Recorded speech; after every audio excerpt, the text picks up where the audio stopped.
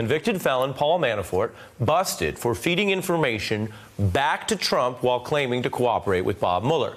Now, the new reporting here is that Manafort was trying to basically be an apparent double agent, and that explains the news you may have heard of earlier this week when Bob Mueller suddenly canceled the plea agreement with Manafort. And it gives context to this other story tonight. Donald Trump telling the New York Post that pardoning Paul Manafort is not off the table. That right there alone, those words are farther than Donald Trump has gone on that topic so far, and it would further tie Trump back to a convicted felon at the center of the collusion probe who currently stands accused of both obstructing that probe and meeting with Julian Assange. That is, if he actually gave him the pardon. And then there's this, Donald Trump's lawyer, Rudy Giuliani, making waves by bragging about this newly exposed, ongoing secret alliance with Manafort, saying it delivered valuable insights as to where it was all headed. So that's a lot right there. Let me tell you what it means in terms of where we are. Before Paul Manafort came forward and confessed that he was guilty, a criminal, he had what's called this joint defense agreement. You probably heard about these, where he would share information with Trump. And one of those agreements is fine as long as you're still a normal defendant.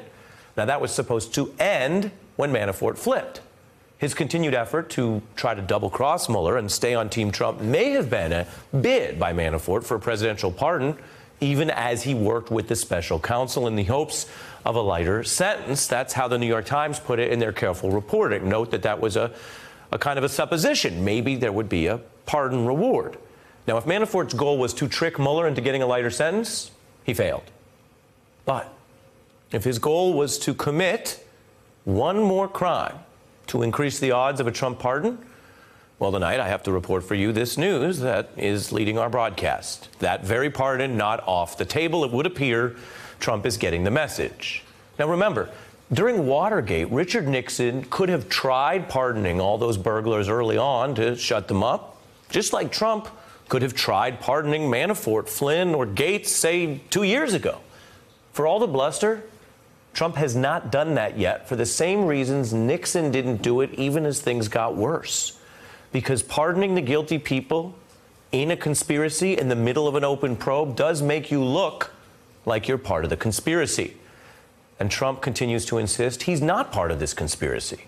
And there's word leaking tonight that he has submitted those written answers, and some of the answers coming out that he says he didn't know about the Trump Tower meeting or about Roger Stone's WikiLeaks intelligence in advance. Big claims to make to Bob Mueller.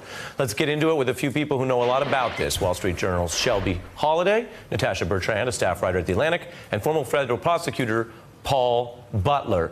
On the pardon news, how do you read Trump's statement tonight, Paul? As a prosecutor, would you look at that as linked to what's going on with Manafort, or Paul Manafort is so reckless and so allegedly criminal, it's hard to draw any conclusion yet? Yeah, so Paul Manafort is a stone-cold thug who in September confessed in open court to at least 10 crimes involving lying and cheating. So in a way, it's not a surprise that even after that guilty plea, he's still lying and cheating. The surprising thing, Ari, is that in the past, Paul Manafort's crimes have always been about helping Paul Manafort. Right. His lies to Mueller helped Donald Trump, and they put Manafort at great risk. Let's pause on that. I want to let you build on that because it's very important what you just said. We are dealing with, you call him a thug, I would call him a guilty, convicted felon, but, you know, those are words of art. They mean the same thing. So here is this felon who previously was busted for witness tampering to try to get out of his own prosecution for foreign lobbying crimes. So that was for him. Your point is the new thing that's going on is not necessarily to duck his own crimes because he was going to get leniency for Mueller. So what's it for? Yeah, and now he puts himself at great risk for exactly what happened, which is he's likely to spend the rest of his life in prison. Right. Natasha? Yeah, so I think what you said is really important. It's really hard to distinguish between, Manafort's just general recklessness and whether there was an actual strategy here. I think that it might be a little combination of both. I mean, Manafort has proven himself to be a very reckless figure. He went to trial against all odds. He wrote an op-ed in violation of a court gag order. And, of course, he was engaged in witness tampering, which is what put him in jail. So for his whole life, I think it's shown from the way he's built his career, he's thought that he is above the law. He basically thought that he could engage in all of this foreign lobbying without registering with the Justice Department. He thought that he could pull the wool over the eyes of Mueller and then of potential of a jury. And so I'm not surprised necessarily that he would maintain this back channel to Trump because it provided him with an ability to angle for a pardon throughout all of this. Now, whether or not Trump actually does that, we have to wait and see. As you said, it would potentially be, obstruction of justice. But Manafort is always looking out for himself, and at the same time, his hubris is just absolutely amazing. Yeah, you're calling it a back channel to Trump, which is one dramatic way to put it. We are always searching for our spy movies and thrillers and ways to understand this stuff. Also, Natasha, tell me if you see it differently, it's an obstruction channel to the White House. It's possible. And of course, legal experts that I've spoken to have said it really depends on what was discussed. I mean, if there was this dangle of a pardon by Trump's lawyers to Manafort's legal team, then that, of course, could be potential obstruction of justice. I think the pardon is dangling. I think the pardon's dangling in the New York Post right now. Exactly. So I think there's been an open acknowledgement that Trump expects to give Manafort a pardon and that Manafort has been lying to the special counsel. Another issue that we have to look out for is whether Manafort took this plea agreement to begin with because he was trying to get information about the investigation and then funnel it back to the Trump campaign. But this could backfire because, of course, Trump has submitted his written answers to Mueller already. And if any of those answers match the lies that Paul Manafort was telling to Mueller, and if Manafort and Trump both thought that Mueller did not have information to the contrary, then that could really prove damaging to Trump. And Shelby, this goes to another point, which is the president has his lawyers. He's submitted his answers. He doesn't need inside information from a convicted felon about what's going on if he's wholly innocent and the facts are exonerating. I mean, again, not everyone knows how all this stuff works. Why would you? But you cover this stuff. I've practiced law and covered this stuff. This isn't how it works. Well, and I want to, for your analysis, I want to play Eric Swalwell saying, yeah, why do you need help from Manafort to get out from under this? That doesn't make sense if you're innocent. Take a look. Right. It's not appropriate. Manafort was a cooperator. It sounds like he's breached his agreement with the government. And again, it's not the way that innocent people conduct themselves. If the president was not colluding with Russia, why is he colluding with Paul Manafort to get a window into the special counsel's investigation? And I would also add, it's not just Paul Manafort. Rudy Giuliani is saying that they are speaking with 30-plus people involved in the probe to get information from various people who are witnesses, who could be witnesses, who could be cooperating against the president or helping him. It's unclear.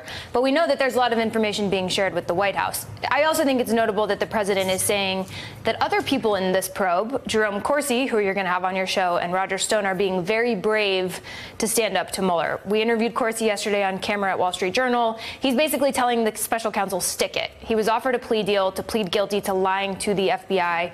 And he's saying, I didn't lie, and you can prosecute me. You can put me in jail. You think, though, that Donald Trump saying they're brave is more than just an opinion about their personal courage? It could be a signal. It could be a signal to hang in there, don't cooperate, don't plead guilty, and yes, be on my team. And Jerome Corsi is also telegraphing to the president that he's very loyal to him. He has said all along, my crime was that I supported Donald Trump. So they do appear to be talking to each other through the media, if you want to look at it that way.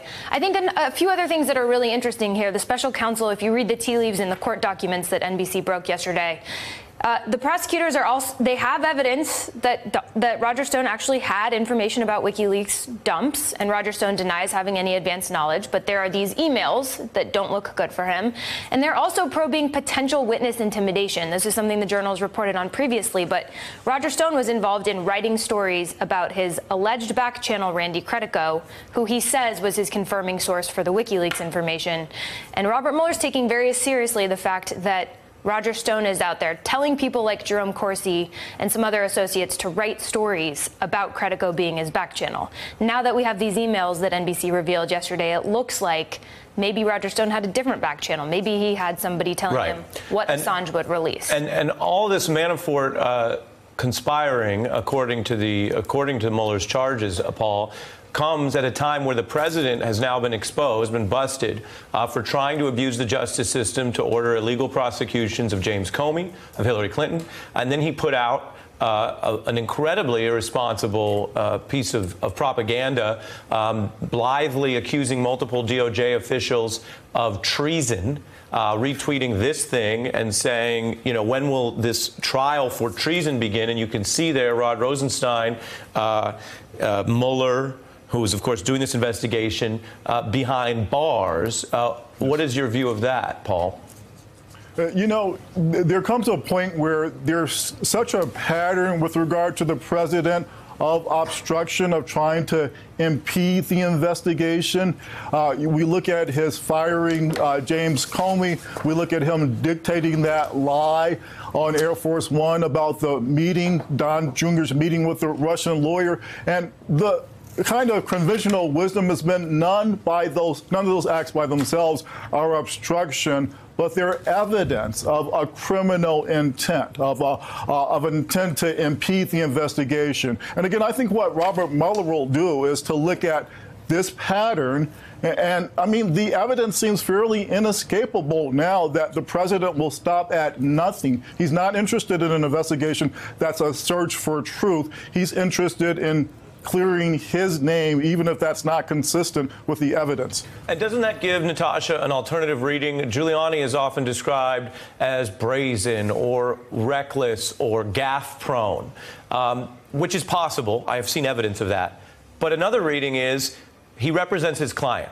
And his client has made it clear, according to Paul's analysis, that the goal is not so much to cooperate or show the facts, but to effectively obstruct and destroy any full investigation. And if that is the goal, then that's why Rudy talks this way. That's why he openly, brazenly brags. I can't think of the last time any lawyer, any member of the bar has bragged about receiving information from a convicted felon who allegedly lied to a degree that his plea deal blew up.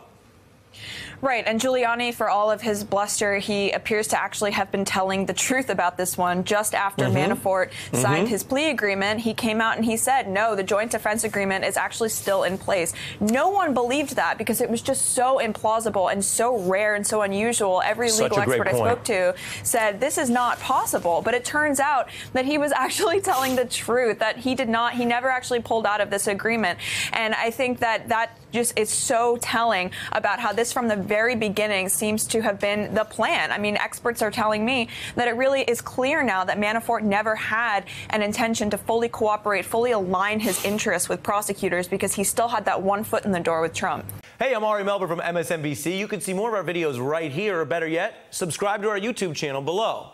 You could have been anywhere in the world, but you're here with us, and we appreciate that.